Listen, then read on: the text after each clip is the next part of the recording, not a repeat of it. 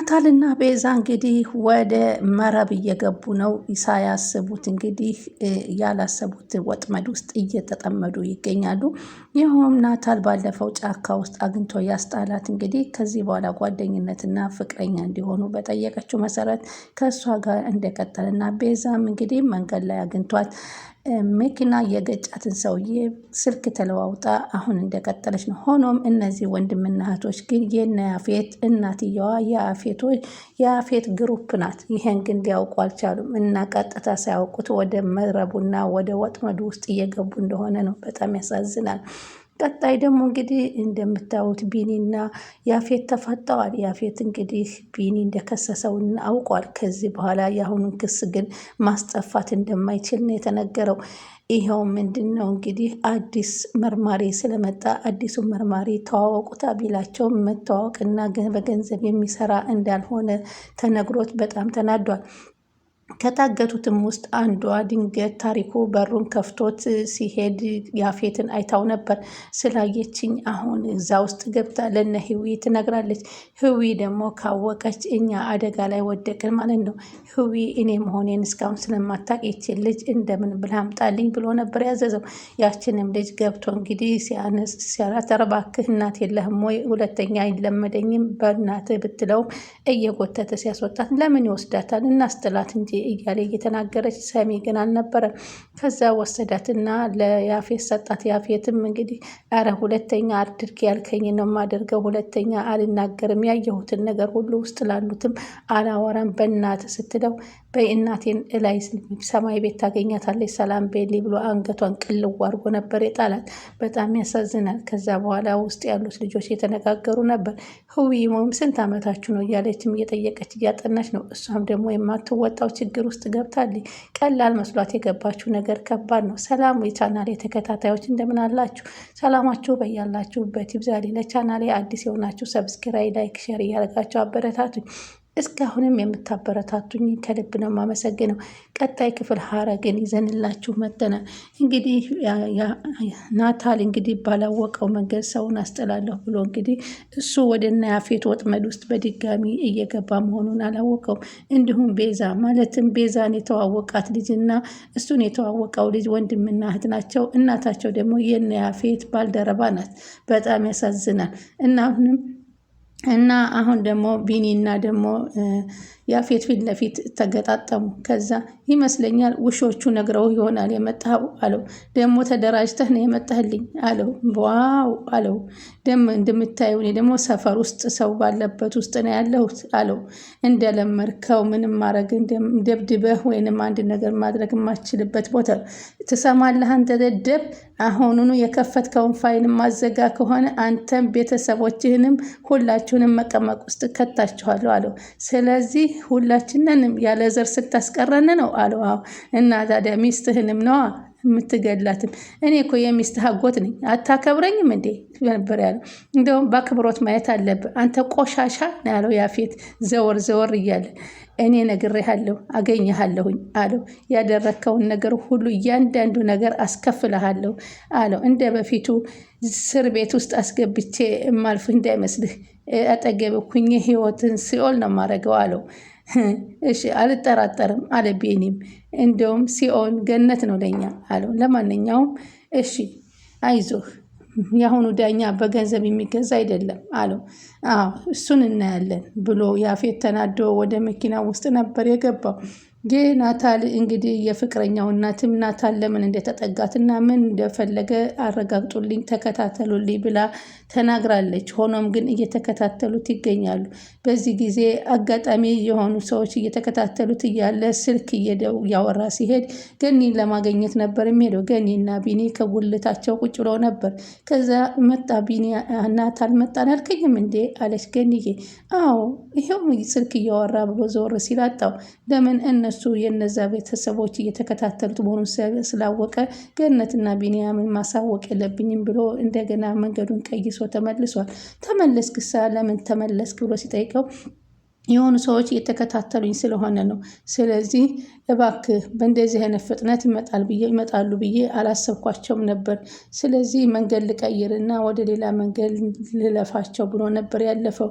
ከዛ ገንዬና ቢኒን ለማየት ነበርን የማያሰብኩት፣ ግን አሁን እነሱ ጋር መሄድ ማለት እነሱንም እኔንም ችግር ውስጥ መግባት ማለት ነው ብሎ ወሰነና ተመለሰ።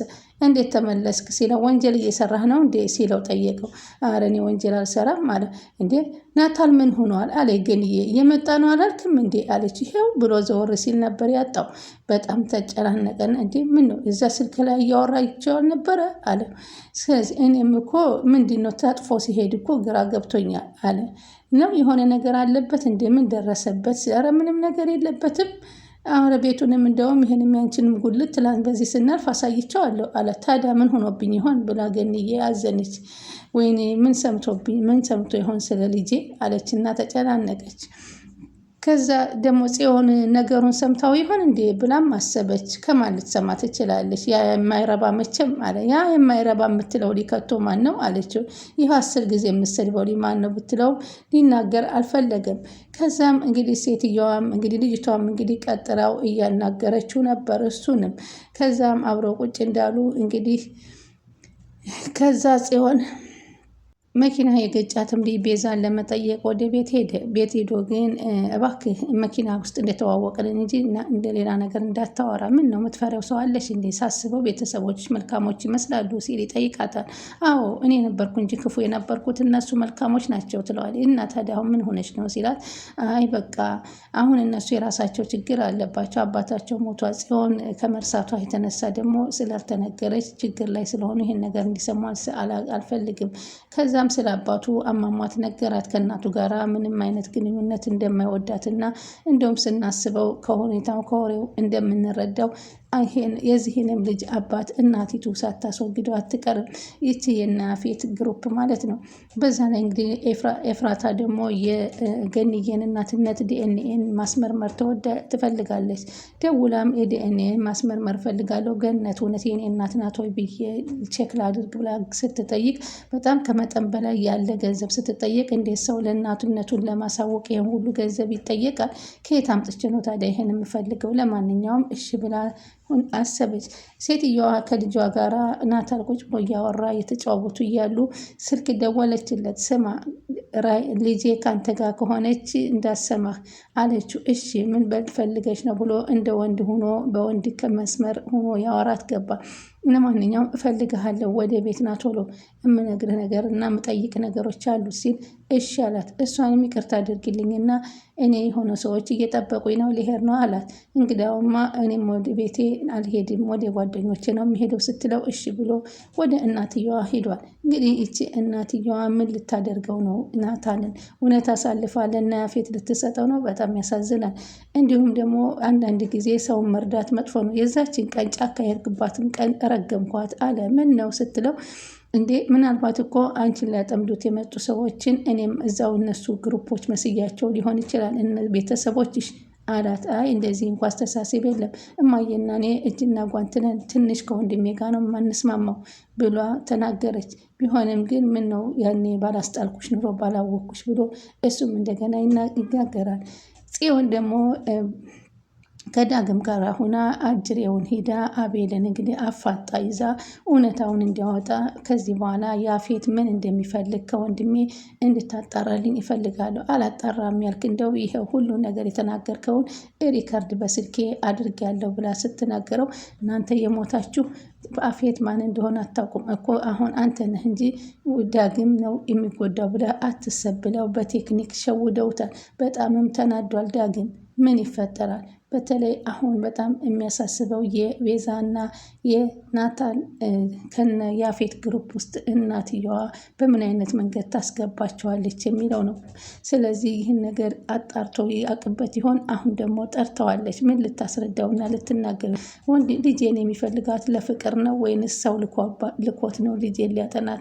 ሁላቸውም በተንኮል ስራ ስለተሞሉ እርስ በርሳቸው ይፈራራሉ። ለዛ ነው እናትየዋም ቀድሚያ ሊወቅ ጠይቀው ደውይለት እማዬ ልታቅ ትፈልጋለች በዚህ ፍጥነት ምን ነው እያለ እሱም ግራ ገብቶት ነበር። ስለዚህ አሁን ምን ይገጥመዋል የሚለው ከባድ ነገር ነው። የተሻለ ደመወዝ እንደምትቀጥረውና ስራ እንደምታስገባው እንደውም እህቱንም እንደሚወዳት ሲነግራት ታድላ በጣም ተወዳታል። ማን አለኝ እንደ አይኔ ብሌን እኮ ነው ማያጽዬ። ስለዚህ እሷንም ስራ ትገባለህ፣ ግን አንድ የዋሻት ነገር አለ። ጽዮን እየሰራች ነው የምታስተዳድረኝ እህቴ ያለችው ነገር ያላት ነገር አንድ ውሸት ነው ያስተላለፈላት። ሆኖም ግን ችግር የለም ስራ ታስገባሃለች፣ ትሰራለህ ብለዋለች። ምን አይነት ስራ ልታስገባው ነው ናታልን? እናቲቱ እንግዲህ ከና ያፌት ጋር ነው የምትሰራው። ያፌት ይህን ሲሰማ ናታል ቀጥ ብሎ ወደ እኔ መጣልኝ ብሎ ሳይደሰት አይቀርም። ግን ቆም ብለው ማሰብ አለባቸው። አሁን ሳያስቡት ቤዛና ናቲ ወደማይሆን መንገድ እየሄዱ ነው። እና ጽዮንስ ይህን ነገር ሁሉ ስትሰማ ምን ታደርጋለች? አሁን የአፌትን ጉዳይ እንግዲህ ጽዮንም እየተከታተለች ስለ ምን እንደሚፈልግ እያጣራች ትገኛለች። አቤልም የድምፅ ቅጁ ስላለበት የግዱ ከነሱ ጋር ተስማምቶ እሱን ማጋለጥ ነው ያለበት። ስለዚህ ሄዊ ደግሞ የገባችበትን ቀን እየረገመች ትገኛለች። እኔ እሻላለሁ ብዬ ገብቼ የባሰ መውጫው ጨነቀኝ። በምን አይነት መንገድ ነው ይሄ ነገር ሊጣራ የሚችለው? ሰዎቹ ሴት ነው የሚሄዱት እያለች ስለሁሉም ጠየቀች። የዛሬውን በዚህ ተሰናብቻለሁ። አመሰግናለሁ።